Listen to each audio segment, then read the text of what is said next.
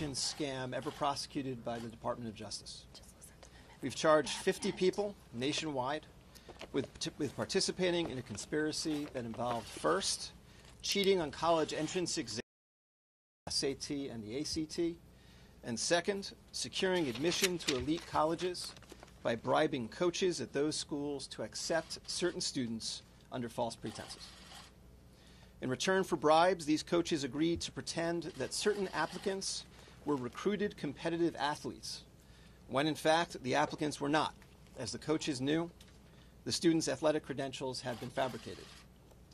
Overall, today we have charged 3 people who organized these scams, 2 SAT or ACT exam administrators, 1 exam proctor, 1 college administrator, 9 coaches at elite schools, and 33 parents who paid enormous sums to guarantee their children's admission to certain schools through the use of bribes and fake academic and athletic credentials. A central defendant in the scheme, William Singer, will plead guilty today to charges of racketeering conspiracy, money laundering conspiracy, conspiracy to defraud the United States, and obstruction of justice. Singer allegedly ran a college counseling service and something called the Key Worldwide Foundation. Between roughly 2011 and 2018, wealthy parents paid Singer about $25 million in total to guarantee their children's admission to elite schools, including Yale, Georgetown, Stanford, the University of Southern California, the University of Texas, UCLA, and Wake Forest. Beyond enriching himself, Singer used that money to bribe college officials, Division I coaches, college exam administrators, all to secure admission for the children of his clients, not on their merits, but through fraud. Singer's foundation purported to be a charitable organization, but was actually a front Singer used to launder the money that parents paid him, of which he would then take a portion and dole it out as bribes to coaches and others. More specifically, with respect to the SAT and ACT scheme, numerous parents paid Singer between $15,000 and $75,000 to have someone either take the exam for their child or to correct their child's answers afterward, all to achieve a sufficiently high pre-agreed score on those tests. Singer accomplished this by paying defendant Mark Riddell, also charged today, to take or correct the exams, and by bribing 2 exam administrators, defendants Nikki Williams and Igor Dvorsky, to allow this to happen on their watch. Singer paid Williams about $5,000 per student and Dvorsky about $10,000 per student. To facilitate the scam, Singer counseled parents to take their children to a therapist and get a letter saying that because of purported learning disabilities or other issues, the child needed additional time to complete the ACT or the SAT. Once the companies that administer those exams had agreed to the extra time, Singer arranged for the child to take the exam individually with one of the proctors he had bribed, or one of the administrators he had bribed, either at a location in Houston or a location in California. Beyond the SAT and ACT scam, parents also paid Singer money that he then used to bribe coaches and administrators to designate their children as recruited athletes for various schools. In return for bribes, coaches would use slots that their schools had allocated to them for the recruitment of athletes, instead to take the applicants Singer had identified. Singer worked with the parents to fabricate impressive athletic profiles for their kids, including fake athletic credentials or honors, or fake participation in elite club teams. In many instances, Singer helped parents take staged photographs of their children engaged in particular sports. Other times, Singer and his associates used stock photos that they pulled off the internet, sometimes photoshopping the face of the child onto the picture of the athlete and submitting it in support of the applications for these children to elite schools. In one example, the head women's soccer coach at Yale, in exchange for $400,000, accepted an applicant as a recruit for the Yale women's team, despite knowing that the applicant did not even play competitive soccer. The student was in fact admitted, and afterward, the student's family paid Singer $1.2 million for that service. In addition to the standardized test scam and the college admissions scam, Singer also arranged for someone to take online high school classes in place of certain students, so that those students could submit higher grades as part of their overall college application packages. The parents' payments to Singer for these services were made, at least in part, as charitable contributions to the sham charity that Singer had set up. At his direction, employees of the charity sent Singer's clients acknowledgement letters, falsely confirming that no goods or services had been exchanged for the purported donation. This enabled the parents to not only mask the true nature of the payment, but also take the tax write-off at the end of the year. Today, we have charged 33 parents nationwide with hiring Singer's group to defraud testing companies and/or various universities. These parents are a catalog of wealth and privilege. They include, for example, CEOs of private and public companies, successful securities and real estate investors, 2 well-known actresses, a famous fashion designer, and the co-chairman of a global law firm. Based on the charges unsealed today, all of them knowingly conspired with Singer and others to help their children either cheat on the SAT or ACT and/or buy their children's admission to elite schools through fraud. Singer's clients paid him anywhere between $100,000 and $6.5 million for this service, though the majority paid between $250,000 and $400,000 per student. This case is about the widening corruption of elite college admissions through the steady application of wealth combined with fraud. There can be no separate college admissions system for the wealthy, and I'll add that there will not be a separate criminal justice system either. Every year, hundreds of thousands of hardworking, talented students strive for admission to elite schools. As every parent knows, these students work harder and harder every year in a system that appears to grow more and more competitive every year. And that system is a zero-sum game. For every student admitted through fraud, an honest, genuinely talented student was rejected. The parents charged today, despite already being able to give their children every legitimate advantage in the college admissions game, instead chose to corrupt and illegally manipulate the system for their benefit. We're not talking about donating a building so that a school's more likely to take your son or daughter. We're talking about deception and fraud, fake test scores, fake athletic credentials, fake photographs, bribed college officials. As you can see from the various charging documents unsealed today in this case, the investigation was complex and extremely labor-intensive. 2 defendants will plead guilty this afternoon. As I mentioned before, William Singer will plead guilty at 2:30 today in this courthouse, and John Vandemore, who is the head sailing coach at Stanford University, will also plead guilty today at 3 p.m. I want to thank the 4 prosecutors in my office who were assigned to this investigation for their extraordinary work on this case. The lead prosecutor on this matter, Eric Rosen, is up here with me today. I also want to thank the FBI and the IRS for their usual professionalism and skill in the investigation and takedown of this case. The takedown today involved over 200 federal agents nationwide who arrested 50 people in 6 states and on both coasts. With that, I'll hand things over to Joe Bonavolonta, who is the special agent in charge of the Boston office of the FBI. Thank you. Thank you, Andy. Once again, my name is Joe Bonavolonta, and I'm the special agent in charge of the FBI Boston Division. Operation Varsity Blues culminated early this morning when approximately 300 special agents from the FBI and the IRS criminal investigations set out to arrest 46 individuals across the country for their roles in an international college admissions bribery and money laundering scam. So far, 38 individuals have been safely taken into custody. and 7 are working towards surrender. 1 is being actively pursued. Another 4 are expected to plead guilty here in Boston, 2 later today, and 2 in the coming weeks. We believe all of them, parents, coaches, and facilitators, lied, cheated, and covered up their crimes at the expense of hardworking students and taxpayers everywhere.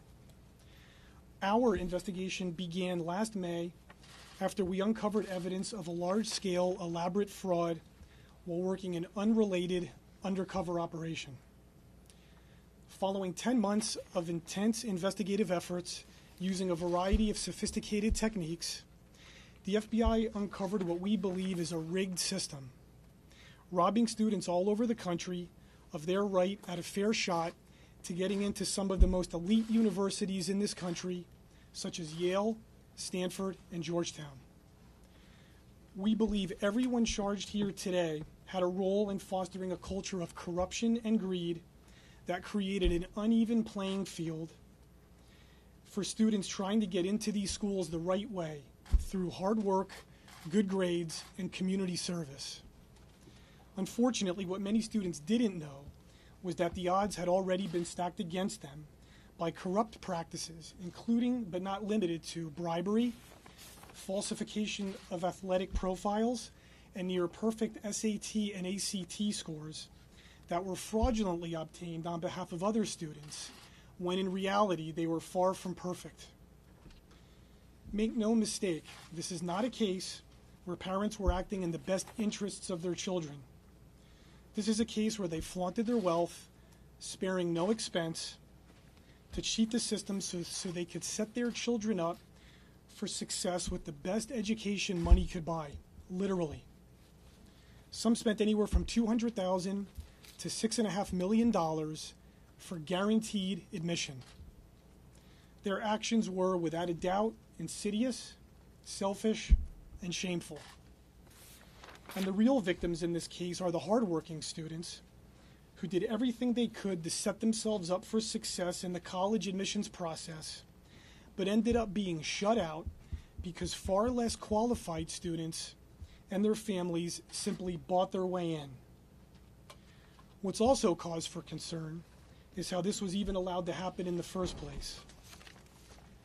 Evidence we've obtained shows that trusted coaches and administrators manipulated the systems their universities had in place to accommodate students with fake athletic credentials, some of whom did not even play the sports they were recruited to play. It's a sham that strikes at the core of the college admissions process at universities across the country. And the alleged mastermind behind it, Rick Singer, offered a variety of cheating options as part of a widespread conspiracy to enrich himself, while also facilitating cheating on SAT and ACT exams, recruiting applicants onto competitive athletic teams in exchange for bribes, and concealing the nature and source of those bribes. There's no telling what their school of thought was while carrying out this conspiracy, but today's arrests should be a warning to others.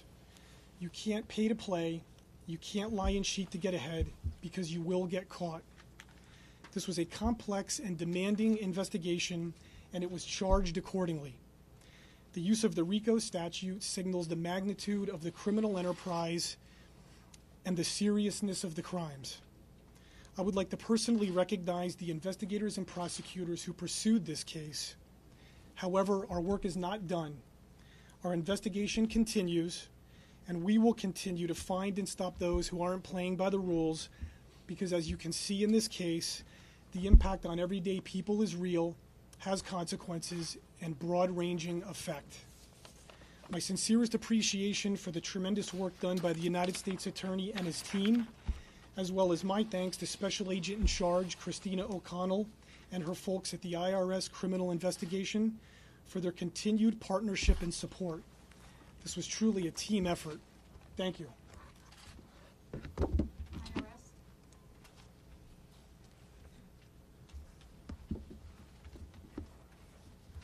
Good morning, and thank you all for being here. I'd like to thank U.S. Attorney Andrew Lelling and FBI Special Agent in Charge Joseph Bonavolanta for the opportunity to address you here today Again, my name is Christina O'Connell. I'm the Special Agent in charge of the IRS Criminal Division of the Boston Field Office.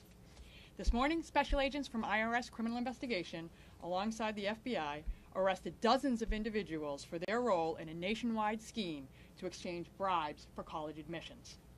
At the center of this sweeping financial crime is William Rick Singer. Singer and the others arrested today conspired to not only make and receive bribes, but to also funnel those bribe payments through a bogus charity founded by Singer. Utilizing this charitable business facade, Singer was able to conceal the true source and nature of the bribe payments.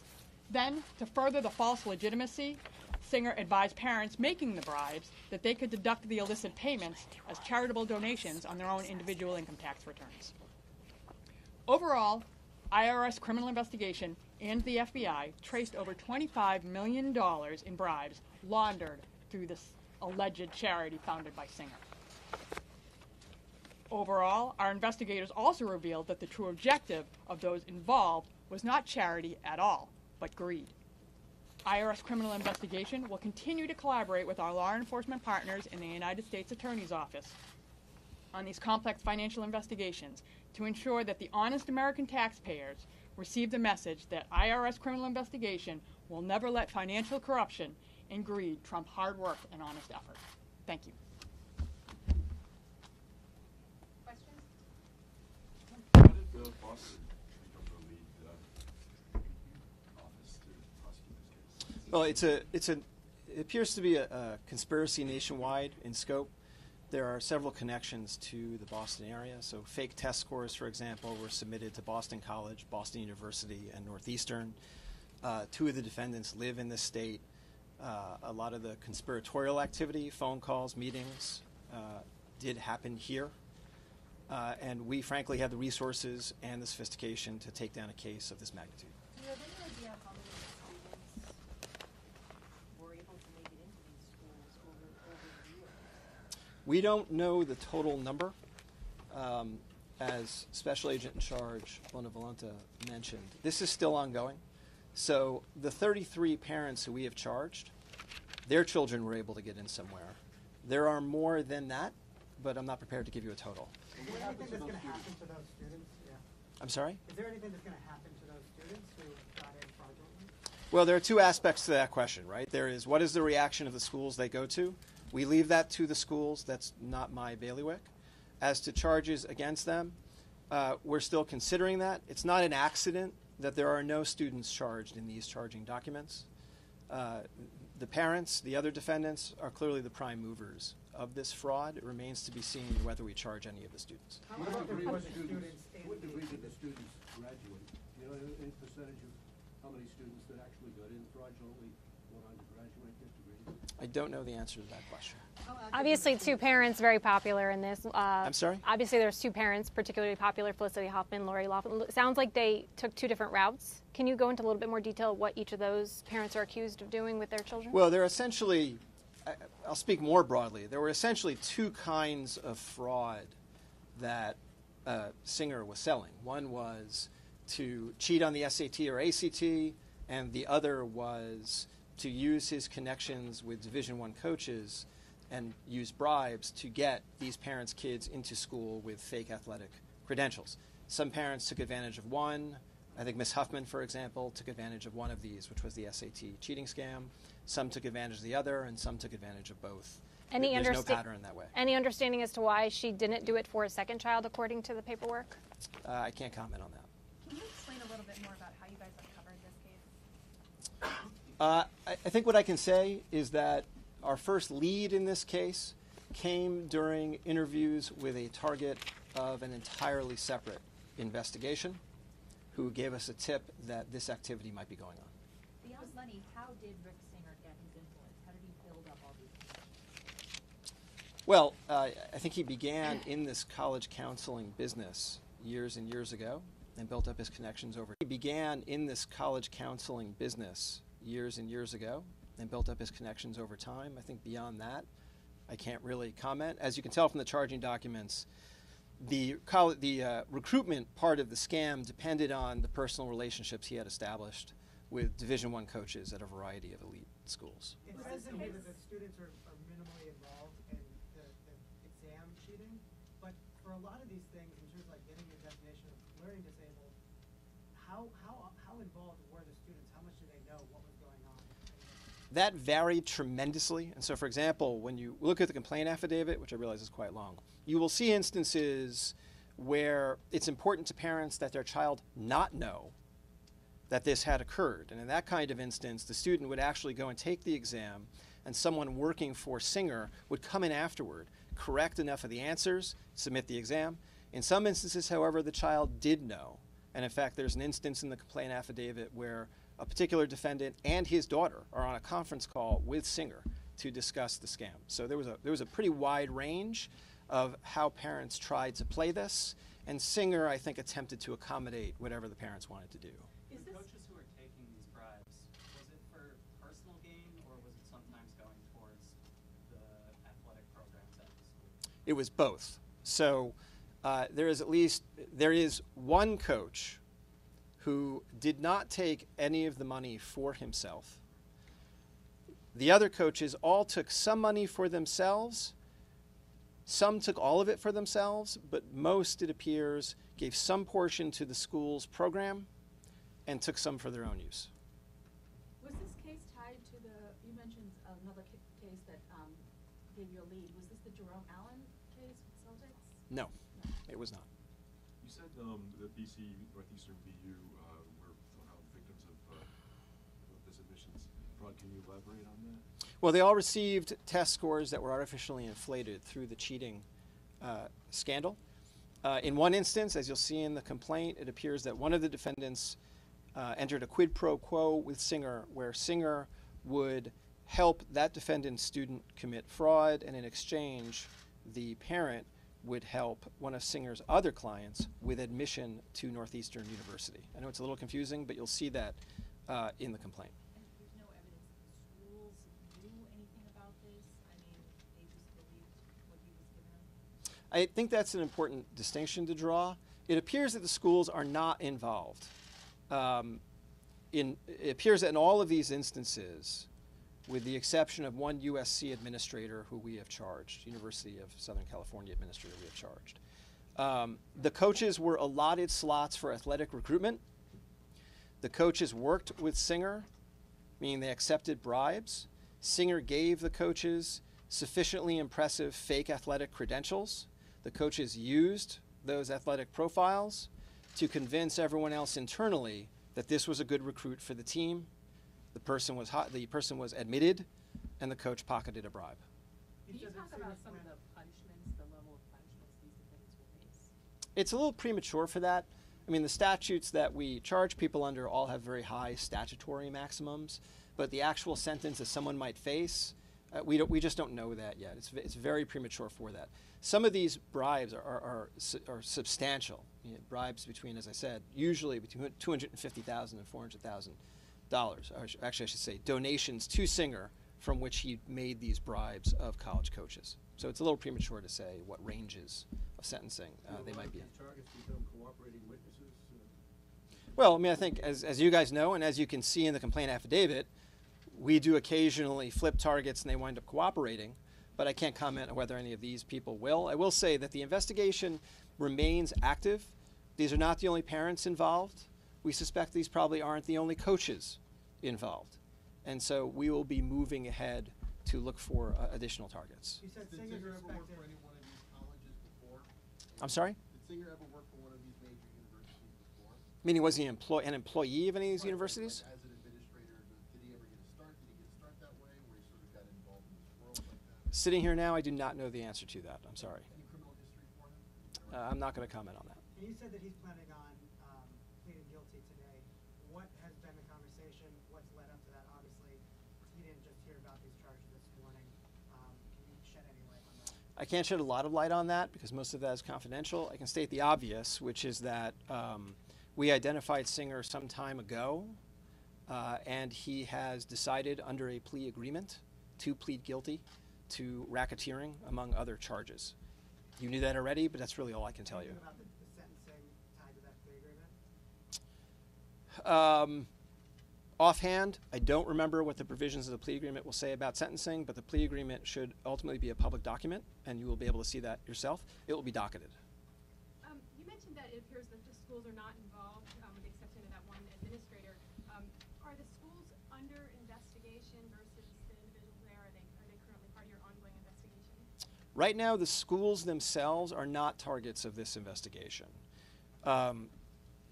As you can see from the charges we brought, the investigation was very broad. We've charged a lot of people throughout the investigation and our investigation of each of these targets. We have not seen the schools as co-conspirators with this activity. Thank you. How long has this investigation been underway since that first lead you got? I think it's been under investigation a little over a year. What would Am I happen- right about Yep. that? A little over a year. What would happen when the students who purportedly played these sports get to this? These are big programs, Division I programs, and they don't play the sport. It varied. Some simply never showed up for the athletics. Some pretended an injury. And I think some played briefly and then quit. One of the defendants is from the case. Can you tell us more about that? Beyond what's in the complaint affidavit, I cannot tell you more about that. And are any students still currently enrolled? Children of these parents that you charged? Or are we talking about past? No, as you'll see from the charging documents, most of this activity is fairly current. So I assume, I can't tell you directly, that the vast majority of the students admitted under false pretenses are in these schools and are enrolled and are active students. Did any of these non-athletes get athletic scholarships in addition? I don't know the answer to that. I can tell you that based on what I've seen in the charging documents, I don't think that's the case. I think they got admission, but I don't think they got separate athletic scholarships. What Singer was good at doing was calibrating the fake credentials to appear realistic and not so impressive as to invite suspicion or additional scrutiny. Did he have any legitimate clients, or was it just entirely a scheme? I don't know the answer to that. One more question. One of the defendants is still being actively pursued. Can you go into any detail on that? One defendant is in Hawaii, and so it's a time difference. Question, there are rules governing at what times of day federal agents can make arrests, so you can't show up at 2 o'clock in the morning and arrest somebody. And so that's what accounts for that. Evan Riddle, when he would take the exams, because I know sometimes he would change the answers, but is it like he was especially equipped to answer those questions correctly, or was he cheating and filling in the answers for all the exams? He was just a really smart guy. So if I understand your question correctly, he did not have inside information about the correct answers. He was just smart enough to get a near perfect score on demand or to calibrate the score. So Singer would discuss with his clients what kind of score they're looking for. So if your daughter took the SAT on her own the first time and got a particular score, retaking the exam, if her score goes up too much, that would invite scrutiny. And so Singer would discuss with parents what kind of score was impressive, but not too impressive, and then would instruct Riddell to attempt to get that score. And he was just good enough to do it. What did Riddell do before this? Did he have any sort of I'm not sure how much of that is public, so I'm going to err on the side of not answering that. I think in the charging document for Riddell, which is now public, you will find whatever I'm allowed to say on that point, but I don't remember it standing here. How do they actually change the SAT and ACT scores? Like, what do they actually do? Well, Riddell would either take the exam in place of the student or would correct answers after the student handed in the card with his or her answers on it. And that would be submitted to the SAT, to the College Board or ETS for the SAT, or to ACT Incorporated for the ACT, and it would just be scored under that person's name. Did the College Board ever have any inclination? I mean, was there anything that they thought there might be cheating going on? Did any of the prompting of this investigation come from them? I can't comment on that. There are two pretty prominent actresses that you mentioned. Is it safe to say they were among those who were arrested without incident today? Yes. Okay, thank you guys. Thank you. Thank you. There were two athletics.